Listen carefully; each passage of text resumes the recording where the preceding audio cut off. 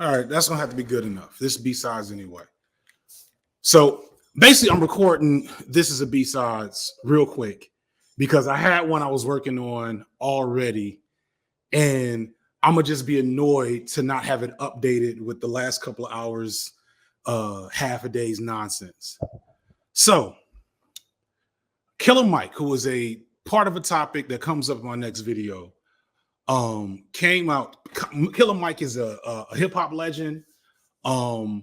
He is also for the last several years, up until the last couple of years, for the last decade and a half of Killer Mike's relevance, he has been one of the most vociferously, aggressively revolutionary rappers in hip hop, like to a level that really hadn't been seen before. It's was inspiring, has been inspiring. Hopefully still will be inspiring. Like the music hasn't changed, but Killer Mike's public persona has got closer and closer to radical centrist territory ever since Bernie lost in 2016. And every other time he pops up, he says something that gets on my nerves and it hurts inside because this always happens with, how many more of my heroes am I going to have to bury before I die myself? Is the question I have. Like the last decade has been just a consistent funeral procession of all the Black men I admired and loved growing up. Yes, the backslide into centrism. So let me. Here's the gist of what he said. He basically gave a very turning point USA, Thomas Sowellian, Ben Shapirian engagement with how Black people solve their own issues. And there is a context in a situation wherein what Killer Mike has to say does not get me to blow a gasket and start angry tweeting, right? He says, I talked to these young men, I told them to get a trade, get married, live below their means, invest in property and stock and something else. I don't remember what the fifth thing was, right? And if I am a regular dude talking to another regular dude in the privacy of my own home or in private company or in like a venue, right, where it's not going to be made into content and I don't have to think about the greater ramifications of this discussion out of context of the reality of Black issues, I wouldn't be like going live all of a sudden to talk about it. I wouldn't have done that. It wouldn't be my thing, right? I wouldn't be tweeting about it because and this is what's very frustrating about other people that have now involved themselves in this conversation.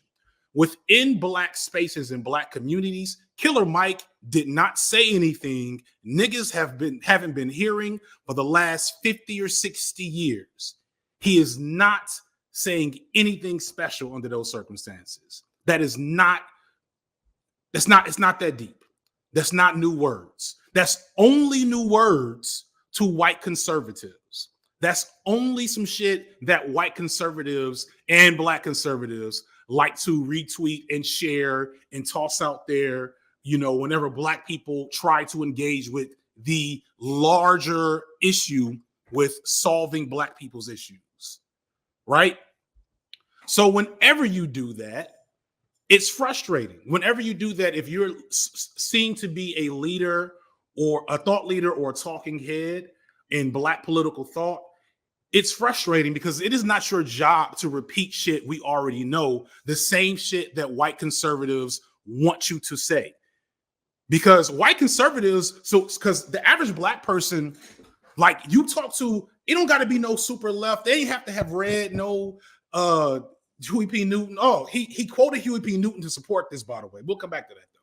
You wouldn't have to have read no Black left nothing, no like mid Black nothing. You didn't have to read any type of major Black political thought to land on the very mild take that you'll hear in Black communities, which is racism is a problem and Black people have to also work amongst themselves. This is not This is not like some type of deep truth. We know this shit. It is a well-established reality for Black people. You're not going to walk into any Black barbershop and find someone saying, yeah, we'll never talk about Black people, inter-community issues. We're going to only talk about systemic racism. No. When I worked with Black children in Black schools that were underserved, and I had Black parents coming through my office who were alcoholics, who were in the system, whose kids were being systematized because of their addiction issues or because of their behavior. When I was in courts and talking to Black children who had gotten caught up on charges, dumb charges, gun charges, theft charges, assault charges, I didn't sit down with these little boys and say, yo, you know, the real problem is white supremacy. I didn't do that shit because that's fucking stupid. And the fact that like white liberals and moderates and conservatives like to throw that out as a thing is why we have smoke for Killer Mike right now. Because in the moment, within community, you will not find too many Black folks that don't want to talk about or take issue with Black behavior. We know this shit. What is not established, what is not talked about, what does not have a good level of analysis or representation in our politics and media is how all of those issues of behavior are directly tied to systemic and structural problems in Black spaces and Black communities. That is what we don't have. So when you hear people like me and the rest of Cornbread Troop and a bunch of white folks talk about structural issues, is because that's the thing we can't get over the fucking hump with y'all. That's what's missing from the conversation.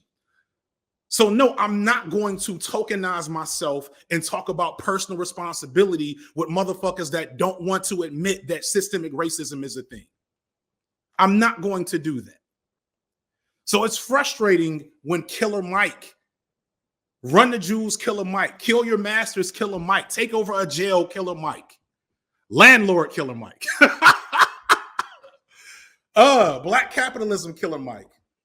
It's frustrating when Killer Mike, a Black conservative that Black people actually listen to, comes through with this nonsense. That's frustrating. And yes, it requires a critique. And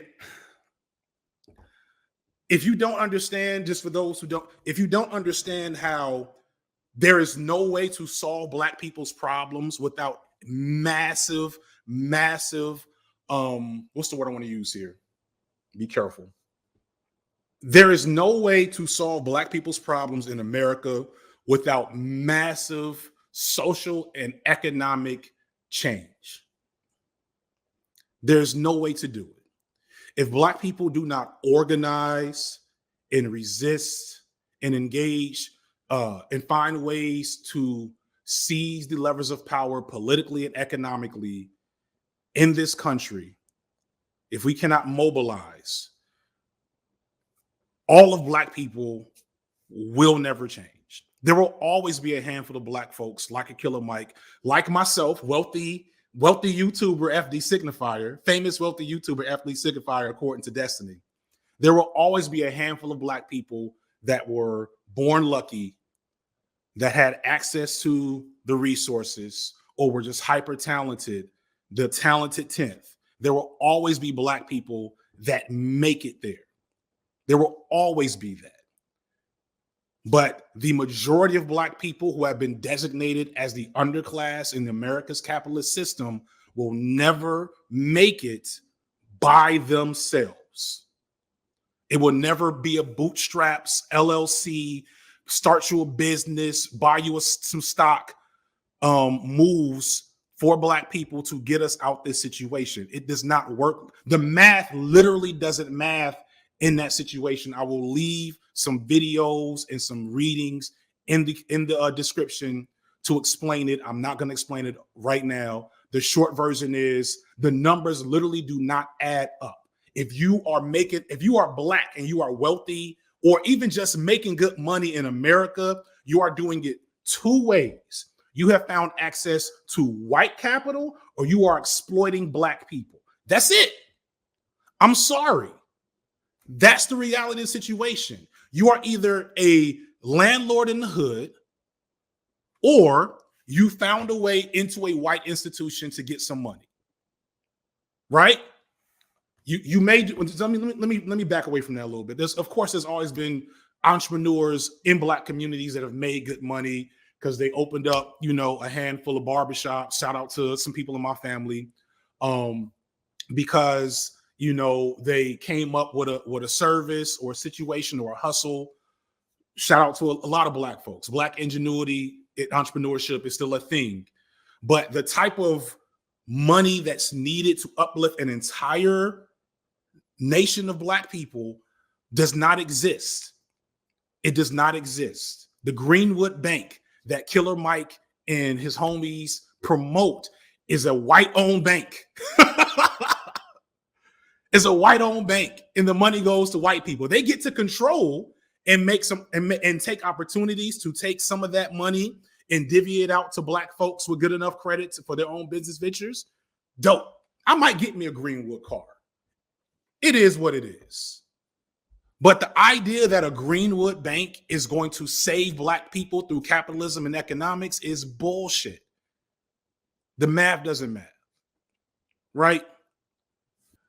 Imagine trying to leave a maze without recognizable patterns. That's what it's like analyzed with no systemic analysis. Yes. At the end of the day, if I want to be gracious to Killer Mike, who I don't feel in my heart is a true shill and grifter, he's just a hustler, right? If I want to be gracious with Killer Mike knows what will play and knows what won't, and knows that if you try to press the systemic analysis button for Black people, you will not get a platform. He'll be on YouTube like my ass. What were the things you told the children you served? Certainly you didn't tell them, sorry, situation won't change the system dance. Of course not. But that's not my job in the moment. That's the truth. That's the truth.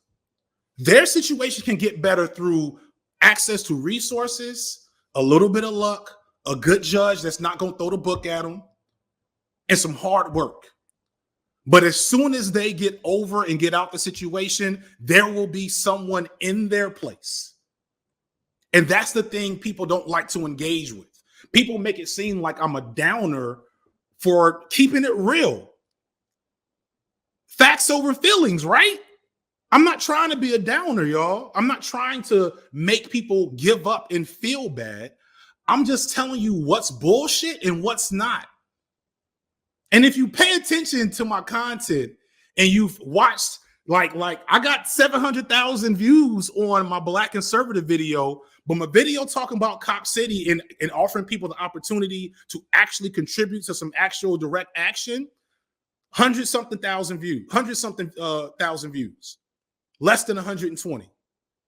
So I'm not feeling y'all on this, you a Debbie Downer shit. Nigga, I'm an entertainer. And I'm going to entertain you with some shit that I feel good about, that I know is going to be entertaining.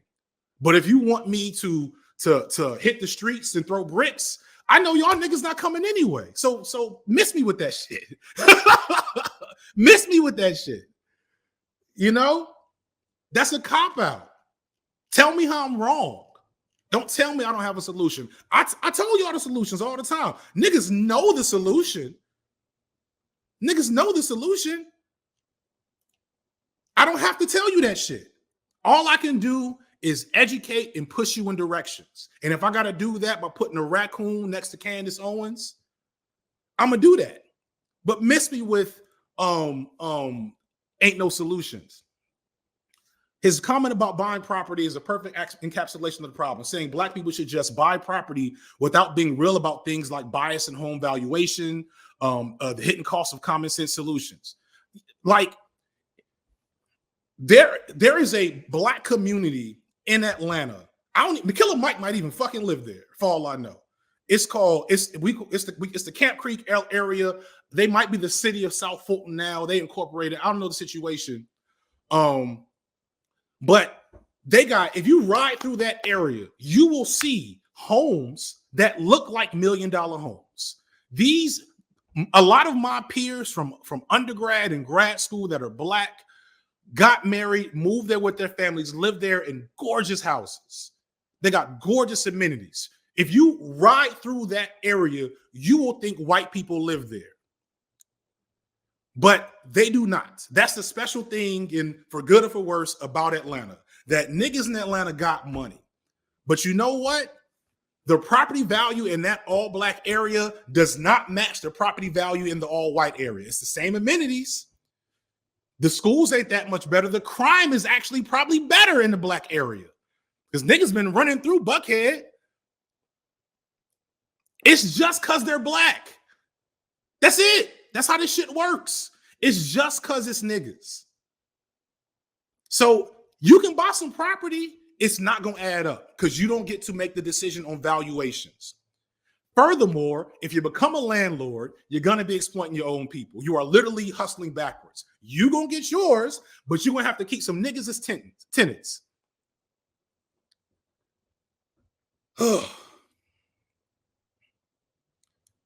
Did I miss anything specifically about Killer Mike's take before I move on to fucking Destiny? And it's not just Destiny, though. Destiny is an easy target because that's what he wants to be. So then you got motherfuckers like Destiny. This is semi-related, but not the same topic overall. But I want to get this off my chest. I've been chilling for some days when it comes to this shit, for some months. Let me read. So Destiny, so I tweet about this shit. And then Destiny discovers it this morning because Destiny needs content. So here's Destiny's tweet. There is literally nothing that Killer Mike says in this video that every person couldn't apply to their lives. Wealthy YouTubers like FD Signifier try to treat Black people as incapable idiots who can only better themselves if a white savior helps them. Some Black commentators think less of Black people than the most racist KKK Nazi ever has. That is your boy Destiny. And I got niggas in my fan base that are sub to me and Destiny. And niggas wonder why I wouldn't talk to Destiny. Like I'm supposed to take Destiny seriously. Some Black commentators think less of Black people than Nazis in the KKK. And I'm live here because I'm gonna do a slight bit of trolling. Because I'm gonna tell you what this is. Destiny is the godfather of the debate bros, right? It's Destiny is patient zero. He's the first one to do it. Any debate bro that you've ever felt was a piece of shit, they are like pinched off turds from the colon of Destiny. Okay. Now, again, just to be clear, I am not saying debate is bad. I am not saying debate is useless. I don't think it's as useful and important as debaters like to present, but it gets a pass from me. All right. Here's the problem with a Destiny and his ilk, because it's not even all debate stream types. It's mostly the more popular ones because this type of behavior attracts a certain audience on the internet, right? What Destiny does is he says some ignorant edgelord shit. And then he wants people like me to get mad. So step one complete. Now, he does this not just because he's an asshole, but because he knows that within the economy of the internet, the next step to that equation, once upon a time, was to invite a motherfucker on stream. And once he gets on stream, he's going to go from the edgelord Twitter Destiny to radical centrist Destiny. And he's going to take that ridiculous, asinine, inflammatory hot take and bring it down to a low simmer, to a medium boil. And I'm going to come in 38 hot. Like, nigga, I know you not talking. I know shoot protesters, N-word debate Destiny is not quote tweeting me about Black people's issues and telling me I don't understand Black issues, let alone calling me wealthy. Destiny, the proclaimed millionaire, calling me wealthy, right? I don't got it like Destiny. I make good money. And I talk about it in the video, so I'll say it here. I make high paid doctor money off YouTube. I make good money off YouTube. My wife quit her job. At some point, I was trying to buy a house. I couldn't afford to, right? I do well. I'm not going back to work. Here's the thing. I made good money before YouTube. But I'm not wealthy. I don't own property. I don't have assets. A nigga is trying to get out of student loan debt. All right? That's the reality of my financial situation. I'm doing good. I will continue to do better. I am not wealthy. Unlike Destiny, I know Black people in real life. I've been around Black people in real life. I study Black issues in real life. I've addressed Black issues in real life. I've been involved in direct action in real life. This is not the extent of my activism, Destiny. All right? This is where you stop and start. I'm sorry. Destiny once campaigned for a Democratic candidate in Nebraska. All right. So let me not take away the bona fides that Destiny has as a political actor. Okay. So I will respect that. That's more than I've done for actual electoral campaign. And so that's what Destiny wants, but on his stream. Because Destiny is not a creative motherfucker. Destiny, like right now, don't get me wrong, I pay attention to Destiny. I don't watch Vosh. I don't watch Demon Mama or insert all these other motherfuckers here. But I pay attention to Destiny because I find that motherfucker intriguing. I have like train wrecks and like messes. Especially when I was doing research for my drama video and I was going through his Reddit, I'm like, yo, these people are internet brain, I think that's the term I'm gonna use. Thank you. Internet brain, right? So it's intriguing. It's intriguing to watch the routine of Destiny because here's how it works. Destiny say something ridiculous, invite someone on stream. The only people at this point willing to go on stream with Destiny are more internet brain than him. So every like month and a half, there's new drama with Destiny because somebody he used to hang with, I'm sorry. And thank you, Aeronaut, for correcting me. I'm getting it back. I'm reeling it in. I'm sorry. I'm 28, 38 hot. I'm reeling it in. Every time, so new person comes into Destiny's orbit, he says some dumb shit. New person comes to into his orbit. Conflict happens because you can't have these ridiculous people in your space a lot, and then they leave. But what is that? Destiny does not care because what does he get out of this? He gets content. That's what he has. That's what he wants. That's what he needs from me. So Destiny, I know you're watching this. I will come on your stream after you donate $25K to community movement builders here in Atlanta to address the Stop Cop City movement. If you drop $25K, I will come on your stream and we can have the most banal argument. I will talk fast. I will be as edgy. I will get into 2008 FD real quick. I will find that energy. I will find that energy for you, Destiny, because you need content. And I've read your Reddit. They want me too. Your fans fucking love me. Oh, they want it so bad. I can start an OnlyFans off your fans. They want it so bad. So give them what they want. All you got to do, you got the money. You're actually wealthy. You're actually wealthy. Drop the $25K, Destiny, and I will come debate you. I will come debate Destiny, Nebraska Steve, about Black issues. Because that's going to be a riveting conversation. You know what? You're right. 50K. I'm selling myself short. 50K, Destiny. You got it. It'll be good for your channel. It'll be the most watched video you have all year, and you know it will.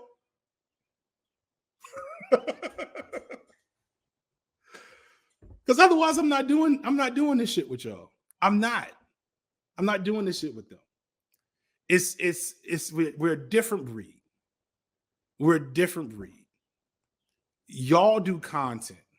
This is my job. This is y'all life. This is my work. And before I did this work, this is the hardest, easiest job I've ever had. And before I did this, I was doing real shit. And I still wasn't doing shit compared to the people that I ran with. So I'll be damn if Nebraska Steve tries to correct me on black issues. If you want to talk about fucking StarCraft, you in there, son. You in there.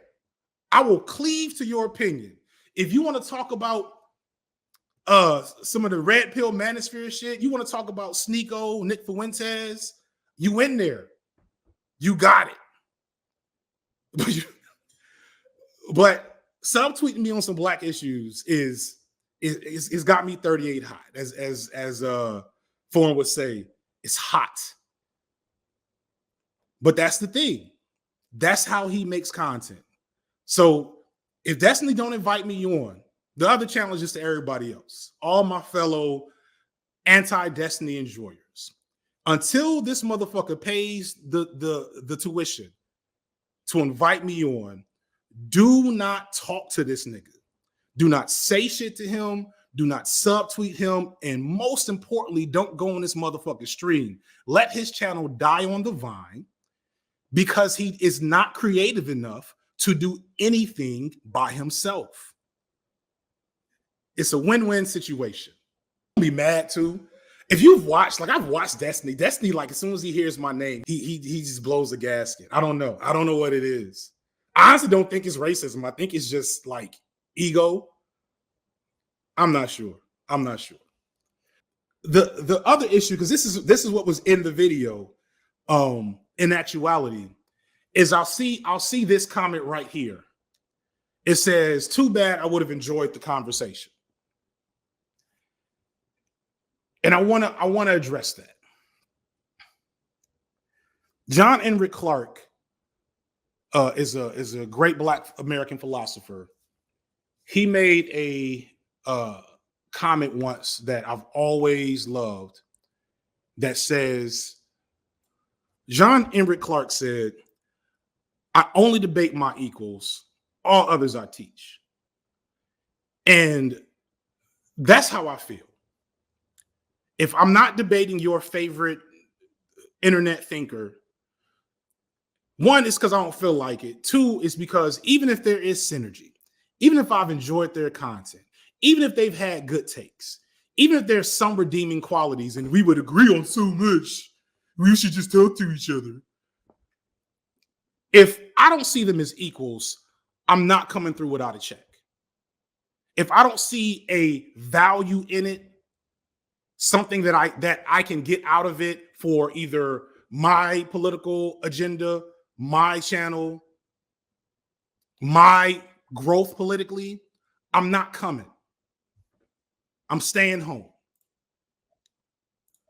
So Destiny's repeated beatdowns of Sneeko are entertaining as shit. I watch them shits. Sneeko is a fucking clown. Thank you. Doing better. Sneeko's a fucking clown. It is fun watching him get brutalized by Destiny. But the fact that Destiny's brought Sneeko on 85 different times shows the value of what that is. It is content. I got my own content. I should be editing that shit right now. The thing is, the fans are the ones with the thirst. To give most other debate bros credit, they haven't bothered me in a while. I made my little video at the top of the year. I haven't said shit to them. They haven't said shit to me. But it's the fans. It's the fans that want it so bad. It's these internet-brained edgelord professional wrestling fans that want to play Power Rangers between me and Destiny, or me and insert debate bro here. That is what they want. And they have no shame. They have no shame. They just want to see it so bad. They want it so bad. And to give Destiny credit, I don't know if he's talked about me lately. I don't know. I'm assuming he hasn't. I haven't paid that good attention. But they want their entertainment. That's what it is. They say it's about the ideas and political agendas, but at least when it comes to me, it's entertainment. And what it is, if I have to keep it a buck, it's the insecurity of their black fans and the racism of their white fans. Their black fans, ooh, y'all Black Vosh and Destiny fans, I be seeing y'all. Y'all niggas are down bad. It's listen, empathy, love. I be seeing y'all. Y'all niggas are down bad.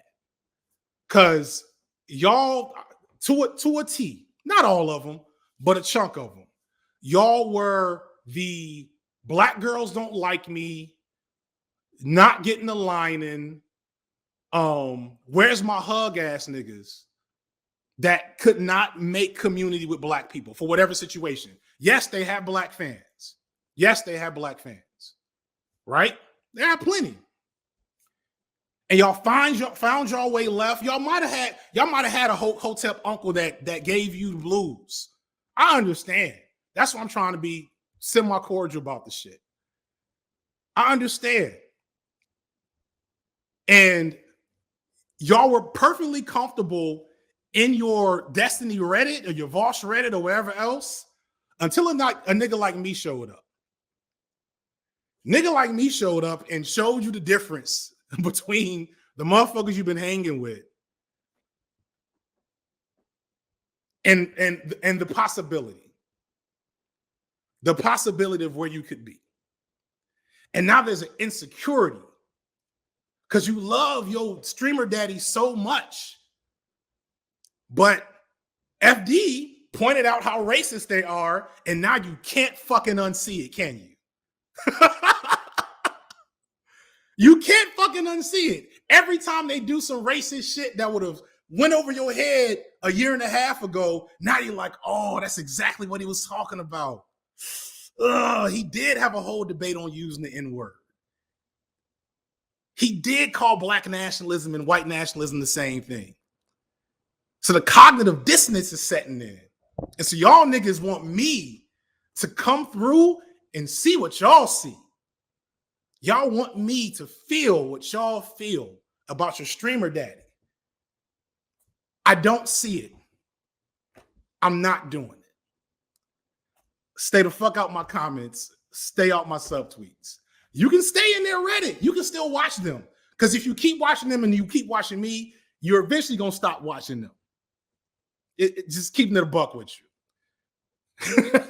You're eventually going to stop watching them. You'll dabble for the spectacle, but you're not going to watch them like you did before. All right? And the white fans are insecure too. How dare this black man come up like he did without getting the approval of my streamer daddy? He needs to come to my streamer daddy stream and show that he is a master of debate and the marketplace of ideas. Or he's a tanky Hotep black supremacist. They hate the shit. They hate the shit.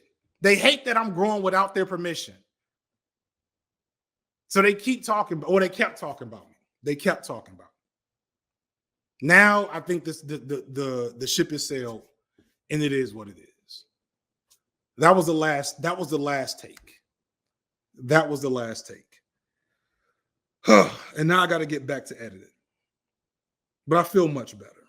I feel much better. Right, tanky Hotep black supremacists, you know. Schism says some people look at politics as another video game blood sport. They don't care about the outcomes of elections or policy impact people. They just want their favorite personality to win. It's kayfabe.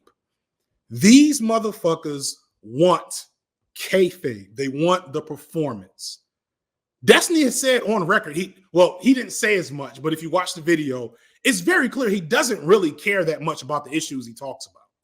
He's not all that interested in political movement. He just likes to have interesting conversations.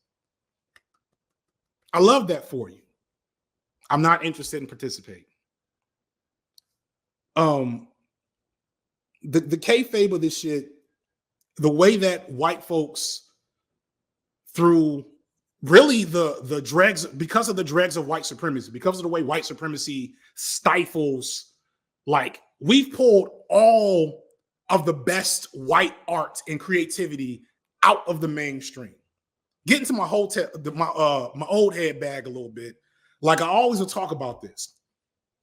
15 years ago, when you could turn on the radio and hear to like rock radio and see Nirvana, well, Nirvana's like 15 years ago, so 25 years ago, and have like Nirvana on the radio or Red Hot Chili Peppers or System of a Down or Rage Against the Machine, when white cartoons were a thing and it wasn't just anime, there is an absence of cultural artifacts for white youth. And that's why they all up in our shit, because their shit has been destroyed by them, by these corporations. And so politics has become the new venue for self-expression for a lot of them, because it's the only place that still reflects them directly.